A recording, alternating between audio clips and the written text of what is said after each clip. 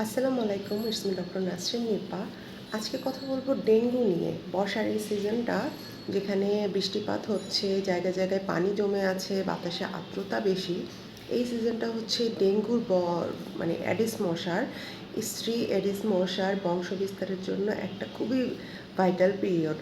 So যেহেতু মশার বিস্তার বেশি, সো ডেঙ্গুর হবার চান্সও বেশি। সো কীভাবে ডেঙ্গুটা আপনি বুঝবেন, কীভাবে চিকিৎসকের পরামর্শ নেবেন এবং কীভাবে সচেতন হলে ডেঙ্গুর কারণে যে মৃত্যু সেটা প্রতিরোধ করা সম্ভব। ডেঙ্গুর আক্রমণের মানে সংক্রমণ হলে সেই অ্যাডিস স্ত্রী মশা দ্বারা তার 4 থেকে 6 দিনের মধ্যে আপনার যে লক্ষণগুলো থাকে, যেমন জ্বর, অনেক বেশি উচ্চ তাপমাত্রার 102 ডিগ্রি থেকে বেশি তাপমাত্রার জ্বর থাকবে, মাথা ব্যথা থাকবে, চোখের চারপাশে ব্যথা থাকবে, শরীরের জয়েন্টে জয়েন্টে গিরায় গিরায় ব্যথা থাকবে এবং খুবই টায়ার্ড থাকবে, খুব ক্লান্ত, কোনো কিছু করতে ইচ্ছা করবে না, খুব বমি বমি ভাব, খাবারে অরুচি থাকবে। এই ধরনের সিমটম থাকলে আপনার ধারণা করতে হবে একটা ডেঙ্গু টেস্ট করে দেখি, কারণ যেহেতু সিজনটা ডেঙ্গুর। এছাড়া শরীরে লাল লাল দানা, র্যাশ উঠতে পারে। তো ডেঙ্গুর পরীক্ষাটা আপনি করবেন, সেক্ষেত্রে কিভাবে করতে হবে বা কোন টেস্টটা করতে হবে সেটা চিকিৎসকের পরামর্শ নেবেন।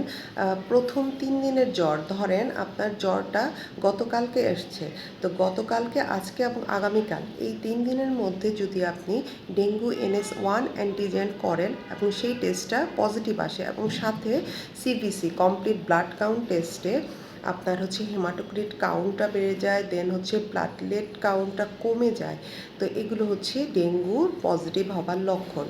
আর 3 দিন পর থেকে তখন ডেঙ্গু NS1 অ্যান্টিজেনটা করলে আর ওইটা পজিটিভ আসবে না।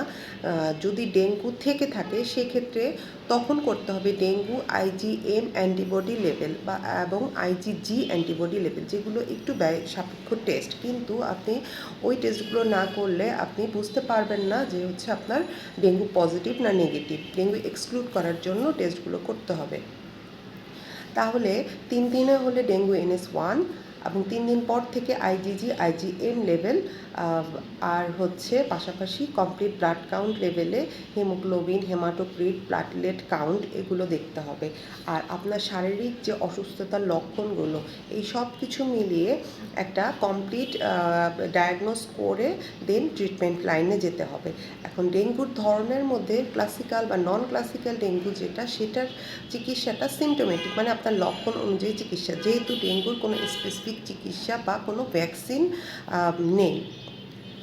কিন্তু যদি জটিলতা দেখা দেয়, জটিলতা বলতে বোঝাচ্ছি যে আপনার শরীরে কোনো অংশ থেকে যদি রক্তক্ষরণ হয়, ডেঙ্গুর যখন সিভিয়ার হয়ে যায় তখন হচ্ছে শরীরের ভিতরে অভ্যন্তরীণ রক্তক্ষরণ শুরু হয়ে যায়। সেটা বাইরে থেকে কিভাবে প্রকাশ হবে, আপনার দাঁতের মাড়িতে, নাক দিয়ে, প্রস্রাবের রাস্তায়, পায়খানা কালো বা ফ্রেশ ব্লাড যাওয়া, বমি হওয়া, বমির সাথে রক্ত যাওয়া, পেট ব্যথা করা, পেট ফুলে যাওয়া, শ্বাসকষ্ট হওয়া বা বুকে পানি জমে যাওয়া এবং অনেক সময় অতিরিক্ত ক্লান্তি বোধ করা, প্রেশার কমে যাওয়া, অজ্ঞান হয়ে যাওয়া, বিভিন্ন নিউরোলজিক্যাল সিমটম যেমন প্যারালাইসিসের দিকে যেতে পারে এবং ফাইনালি জটিল হতে হতে liver failure, kidney failure, acute respiratory distress syndrome ইত্যাদি নানান কঠিন সমস্যার দিকে চলে যেতে পারে। মেয়েদের পিরিয়ডের চলাকালীন সময় অতিরিক্ত মাসিকের রক্ত যেতে পারে। তাছাড়া শরীরে বিভিন্ন চামড়ার নিচে লাল লাল দাগ, রক্তের দাগ দেখা যেতে পারে। এগুলো হচ্ছে জটিলতা। তো এই ক্ষেত্রে তো অবশ্যই চিকিৎসকের পরামর্শ নিতে হবে।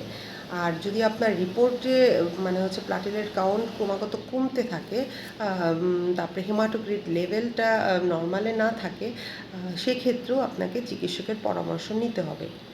তো কিভাবে আপনি এই জিনিসগুলো বাড়িতে এবং হাসপাতালে ম্যানেজমেন্ট হবে, বাড়িতে থাকলে মানে আপনার যদি হচ্ছে মানে সিমটমগুলো কন্ট্রোলেবল থাকে, তা আপনি জ্বরের জন্য বা শরীর ব্যথার জন্য শুধুমাত্র প্যারাসিটামল, সেটা বাসা হোক বা হাসপাতাল হোক, এর বাইরে কোনো ধরনের ব্যথানাশক ওষুধ, আইবুপ্রফেন বা অ্যাসপিরিন জাতীয় ওষুধ খাওয়া যাবে না। তাতে আপনার রক্তক্ষরণ বা ডেঙ্গুর জটিলতার চান্স বেড়ে যাবে।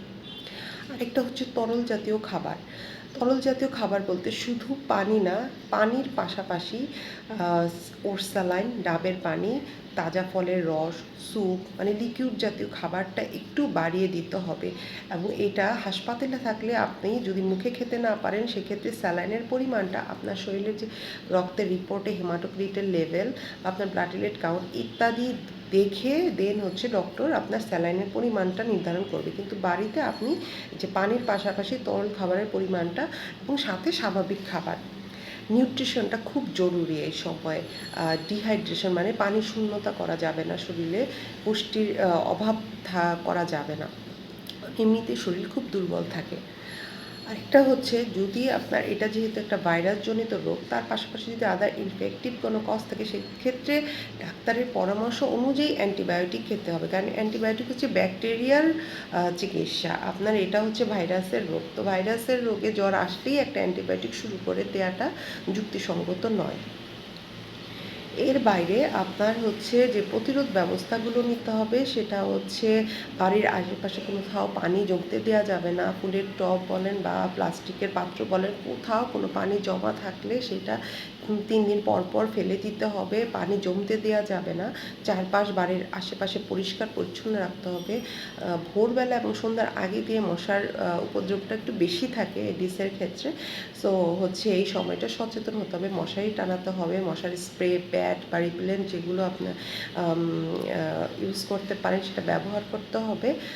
আরেকটা হচ্ছে আপনাকে এই মশার কামড় থেকে রক্ষা পাওয়ার জন্য যেই পদ্ধতি আপনি নিতে পারেন আপনার সীমাবদ্ধতা থেকে সেটার ব্যবস্থা করতে হবে। সচেতন থাকলেই আপনি প্রথমে প্রতিরোধ করবেন, তারপর যদি আক্রান্ত হয়ে যান সেক্ষেত্রে আপনার প্রতিষেধক ব্যবস্থা নিতে হবে।